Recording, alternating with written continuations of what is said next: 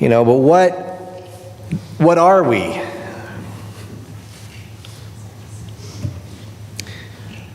From one perspective, we are a pattern.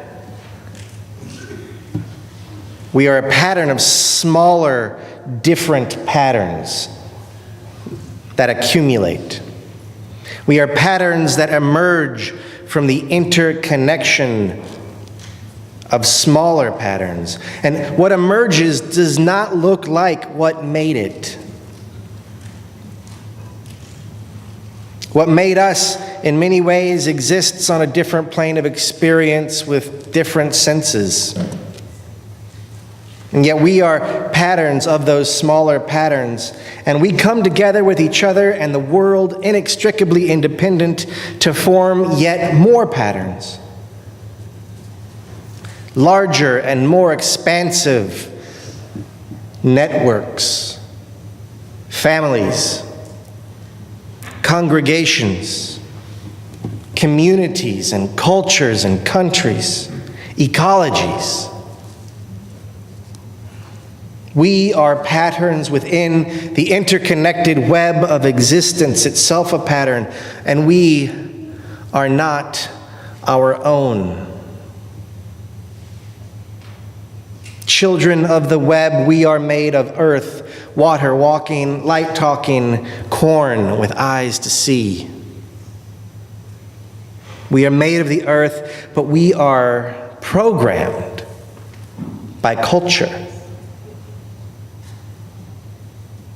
How we construe identity, role, responsibility, happiness, fear, relationships, what we are to do and how we are to act, these are the purviews of the pattern we call culture. We are shaped and bound by the web, the world, and our culture. We are not our own. We are patterns of smaller patterns within bigger patterns. And yet, that we know we are, and that you know that you are you, or at least that you have that sense,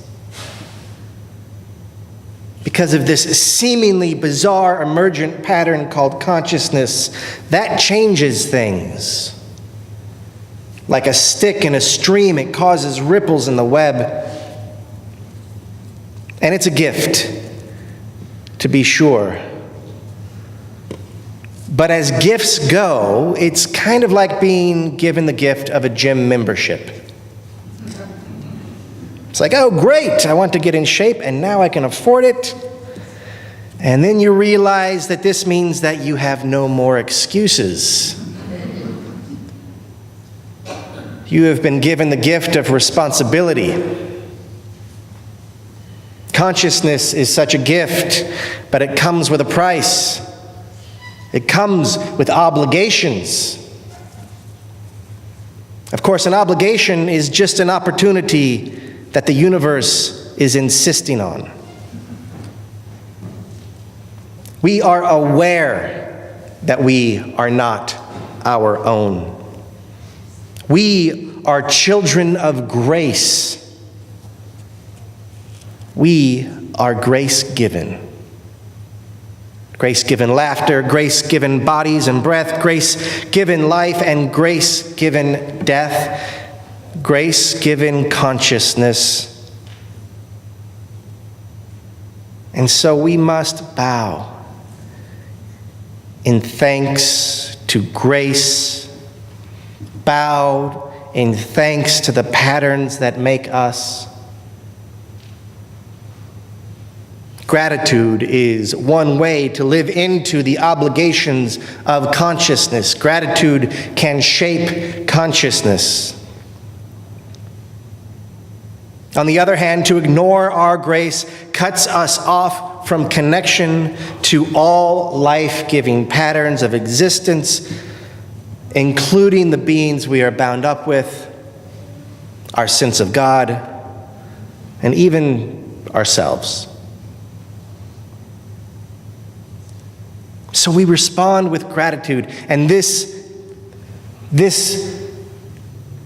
equinox, this celebration of harvest, marks the long march through a holiday season, most of which have to do with being grateful.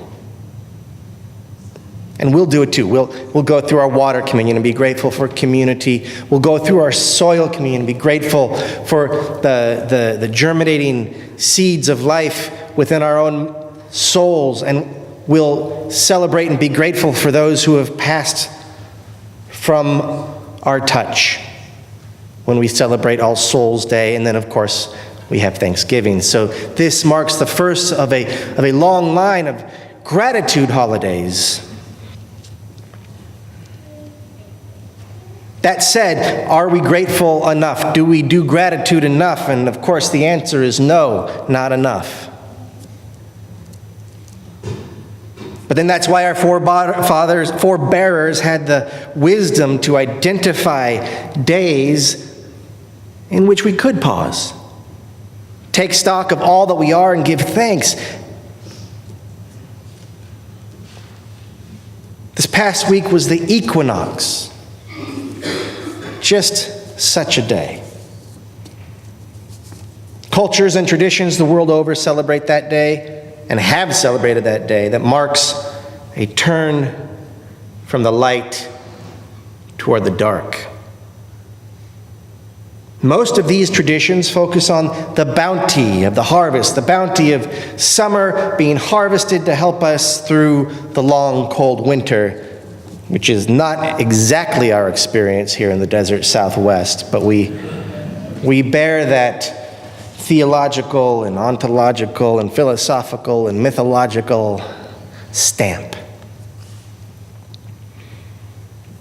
And that stamp acknowledges that there is more than just vegetables being harvested. Gifts and blessings come in many forms, and our needs for the winter are not met with food alone. We need more. We need our community. We need our relationships with one another and with our sense of the divine, our sense of the pattern of all patterns. The orbit of the earth around the sun is a pattern. Seasons are a pattern. Families and congregations are patterns. They repeat, return again and again. And as we are aware of seasons passing and returning, we have the deja vu feeling of being here before. We return to what we were, but changed. For with each season of return, we are also new. Things have changed, and we have changed. As the seasons shift again, as a new season begins, it is a time now to reflect on how we will approach what lies before us anew, and how we have been changed by what we have passed through. We are created and recreated by relationships with the world and our family and our institutions and our experiences. We are constantly born and reborn again. So pagan rituals of this time of year acknowledge the sacrifice of the spirit of vegetation. Rituals often include an enactment of the death and resurrection of the vegetation spirit. We see here that life passes through death. Mythically, this is the day of the year when the god of light is defeated by his twin alter ego, the god of darkness. It is a time of year when night conquers day, and to steel ourselves for the coming dark, we practice gratitude for the light. In us, we can practice gratitude for the shift to the cooler temperatures of winter. We enter the dark with gratitude as our helper. And there's ancient wisdom here, and it is very relevant. For even as our needs for the winter are not met with food alone, the dark of the planet is not the only dark that we must face. This is another obligation of consciousness to recognize and account for the darkness in our lives, in our conduct, in the patterns that make us who we are. Life passes through death. The wisdom here is that only by facing our darkness, only by facing our demons, do we gain resurrection. Will we be free of them and strengthened by them, regenerated through them?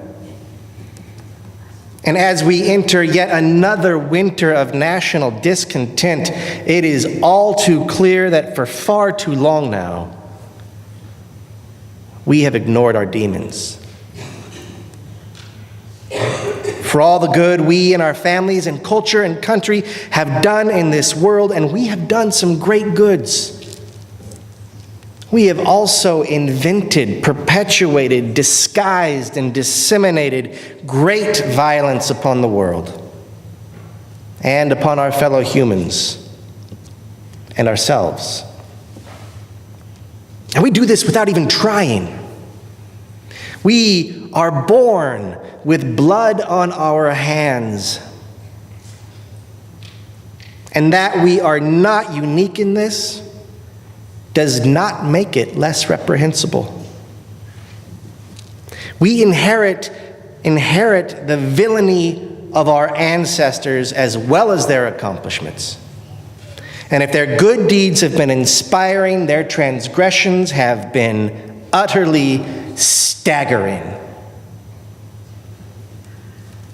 I speak of a nation built in great part on the sweat of slaves. I speak of a system that disregards the personhood of half of our species. I speak here of women whose rights to sexual sanctity, safety, and reproductive responsibility continue to this very hour to be trampled and trashed and threatened.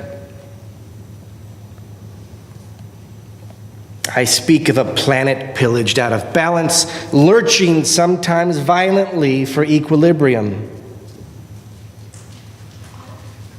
That violence, as most violence, all too often is accounted for on the backs of the poor of this country and elsewhere.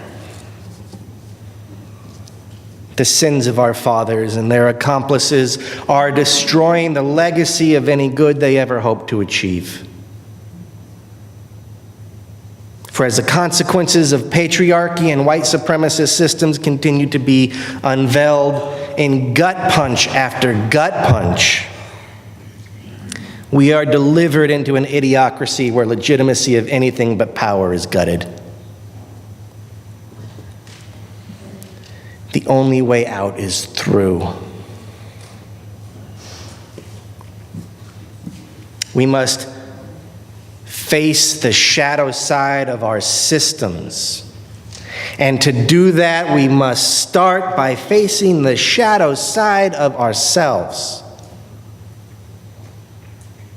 including those traits programmed into us by the systems we seek to bring to account, as well as by our own continuing perpetuation of them, especially when we know better, and we like to think we do. This past week saw the equinox, but it also witnessed the Day of Atonement, the Jewish holiday of Yom Kippur. Now, in that tradition, the atonement sought is one of responsibility taking, empathy feeling, and then reconciliation seeking. And that is good. I deeply appreciate that is a holy day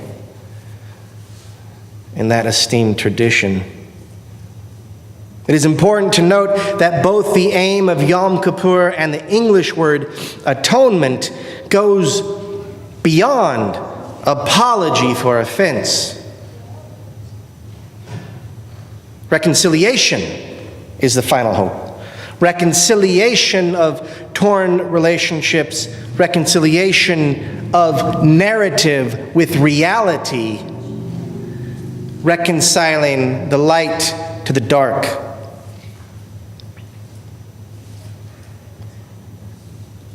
Making something whole. Not only the transgressors are given the opportunity to atone now.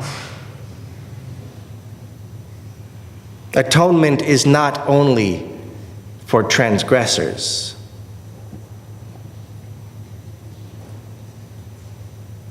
Atonement is about wholeness. And rent by others' misdeeds, the oppressed and transgressed upon are also invited to reconcile themselves with themselves.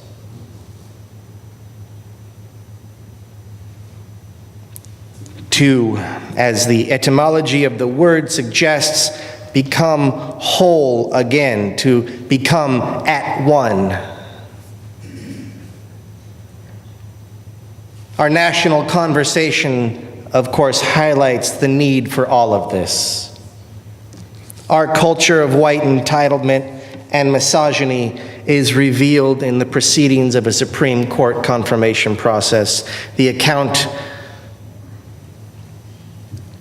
of sexual assault opens old wounds for far, far too many.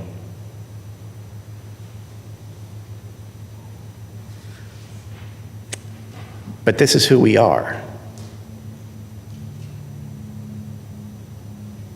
Because this is a pattern, too.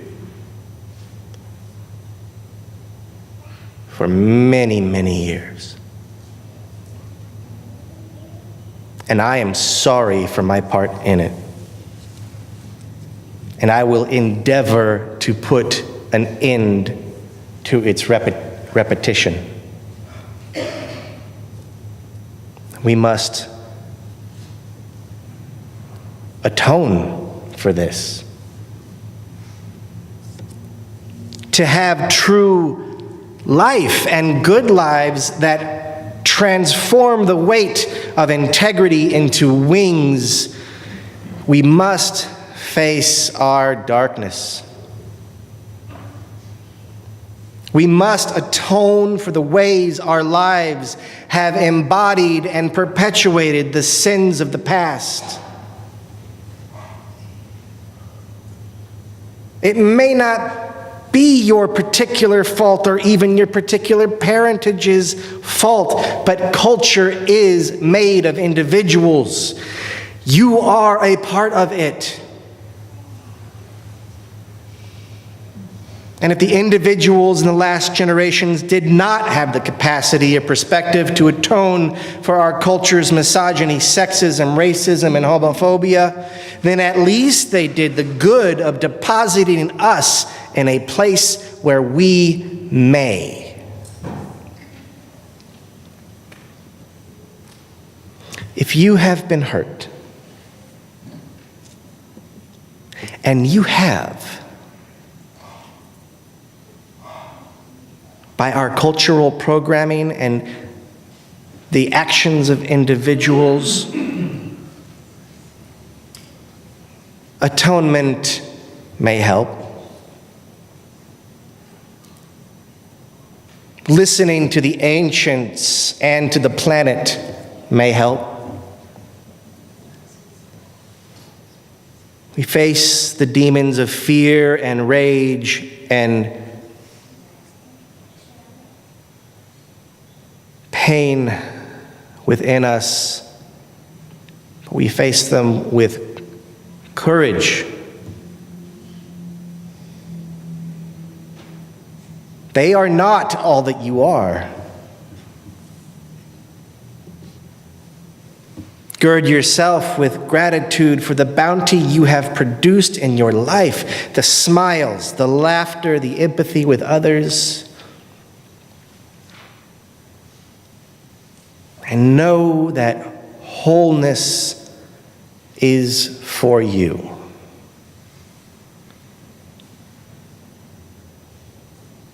If you reap the wages of sin, and you do, we do. Atonement is our only hope. We must turn to the dark. We must recognize our transgressions, make amends where possible, and where that is not possible, then at least endeavor to change your behavior and educate your peers. Listen to the ancients. Find balance to the inner dark. Face it. The only way out is through. Return again and again to the dark. Bidden by the season or by events as they unfold. We must face our demons to be reborn into the light. This is our obligation, that opportunity that the universe insists upon. And I do not pretend, I am sorry, but I do not pretend to accomplish atonement this morning. The task is too great. But we can practice. This is the gym.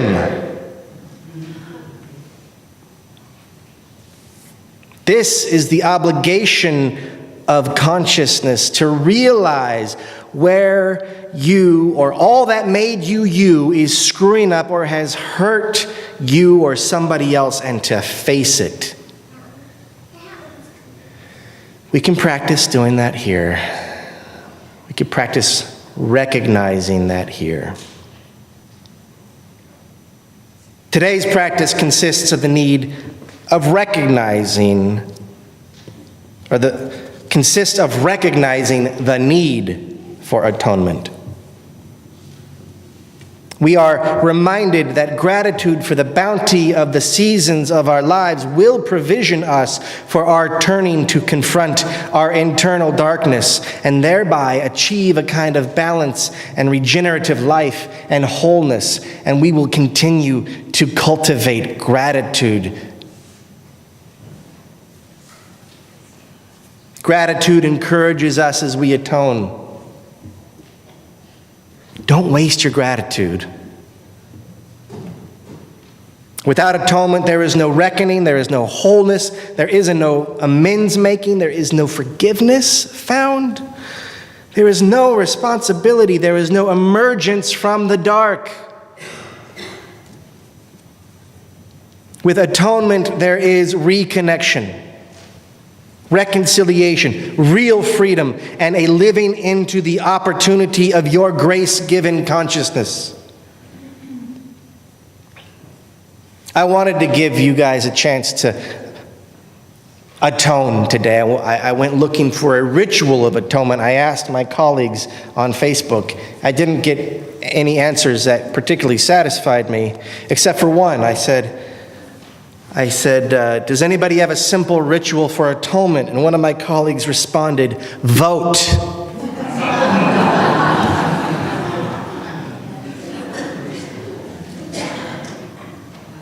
The polls are not open yet. But that accountability session is coming up. That's a pretty good opportunity. 3 p.m. next Sunday.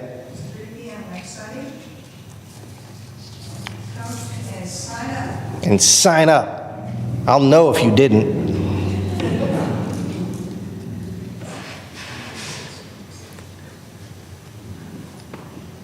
So I invite you to listen to the planet, to the ancients, listen to your heart, listen to the darkness. Listen to the politicians next Sunday. consider how you find wholeness by facing, recognizing, naming, wrestling with the darkness within.